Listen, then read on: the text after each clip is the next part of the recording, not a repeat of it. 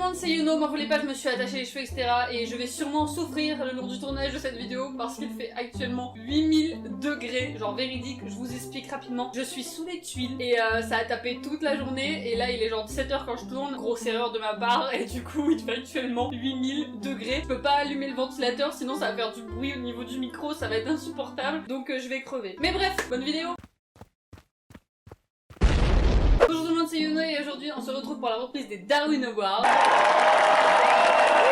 Et oui, je sais, je suis pleine d'idées absolument exceptionnelles. Avouez, mon faux ego vous avez manqué aussi. Donc, si vous avez tout bien suivi grâce à la magnifique bande-annonce que j'ai faite, digne des plus grands films, vous savez que une fois par mois, les Darwin Awards seront de retour. Et comme vous avez tout bien suivi, je suis pas obligée de tout expliquer et de parler pendant 10 heures et on peut directement passer à la vidéo. Super! Et aujourd'hui, nous allons reprendre ce type de vidéo avec beaucoup de maturité puisque nous allons parler caca. Ouais, l'histoire se passe dans un zoo en Allemagne le 26 mars 1998. Le décor est posé. Werner.r. Ouais, il n'y avait pas son prénom dans l'article, alors on va imaginer que cet homme s'appelle Romuald, ok? Donc Romuald était gardien de ce zoo, mais malheureusement l'un des animaux était tombé malade, car oui, les animaux tombent malades, il n'y a qu'à voir les frais de veto, mais là je m'égare. Donc l'un des éléphants de ce zoo que nous appellerons Flûte, oui, Flûte. Tiens d'ailleurs je suis en train de me dire que Romuald, si ça se trouve son prénom c'était Werner, et que du coup je lui ai inventé un prénom pour rien en pensant que la lettre qui restait était celle de son prénom, alors qu'en fait c'était celle de son nom. On s'en fout. Donc, Flûte, l'éléphant pour rappel, était malade, le pauvre était atteint de constipation. Flûte alors!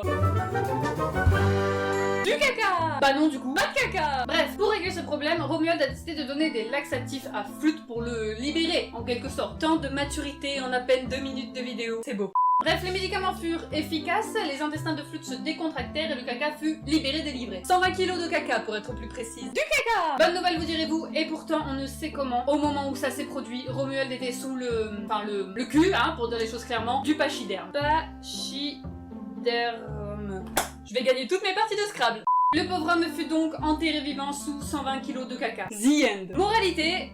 Ouais, non, là j'en ai pas, là, franchement. Le pauvre. L'homme de notre deuxième Darwin Award n'est pas mort, certes, mais sa virilité, par contre, oui. C'est bon, j'ai votre attention? Alors, c'est parti. Un homme de 51 ans devait se sentir bien seul en cette soirée du 13 mai 1998 dans le New Jersey. Tellement seul qu'il lui prit l'envie de s'accorder un petit plaisir, dirons-nous. Et non, pas un petit plaisir style carré de chocolat, un petit plaisir genre d'un autre genre. Voilà. Donc, voulant satisfaire ce petit plaisir, mais sûrement en dispute avec sa main droite, ou gauche d'ailleurs, cet homme a décidé d'assouvir son plaisir avec un aspirateur.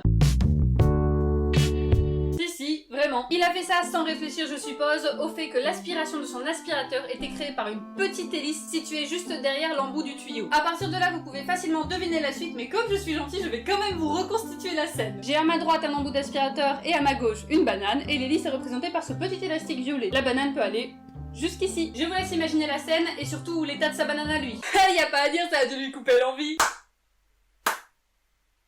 Évidemment, sûrement honteux, il a appelé la police et les urgences, jurant qu'on lui avait poignardé la banane pendant son sommeil. Alors on va pas se mentir, c'est pas très crédible, surtout quand on imagine le médecin qui a dû aller chercher le bout manquant de sa banane au fin fond de l'aspirateur. Il a évidemment été amené aux urgences le plus rapidement possible où ils ont réussi à stopper l'hémorragie, mais malheureusement, au cours de cette aventure, le pauvre y aura laissé 2 cm. Triste vie. Moralité, ne mets pas ta banane n'importe où. Enfin voilà, ce sera la fin de cet épisode, décidément plein de finesse et de maturité. Ouais, j'espère néanmoins qu'il vous aura plu, et si c'est le cas, n'hésitez pas à laisser un petit pouce bleu, ça fait toujours plaisir. C'est la reprise de cette série, du coup j'en ai pris que 2 cette fois-ci. En même temps, difficile d'en mettre une autre après ces 2-là. Mais en fonction, la prochaine fois, il y en aura peut-être plus. Si vous voulez m'aider, vous pouvez partager cette vidéo ou alors la chaîne, carrément, ça me permettrait de me faire découvrir à d'autres gens et ce serait super top, alors merci beaucoup. Si jamais vous arrivez sur la chaîne avec cette vidéo, je vous rassure, d'habitude, il y a quand même un peu plus de maturité. Enfin, je crois. Enfin bref, sur ce, merci d'avoir regardé. Je vous retrouve mardi pour une nouvelle vidéo. Plein de bisous. Ciao, ciao, à la prochaine!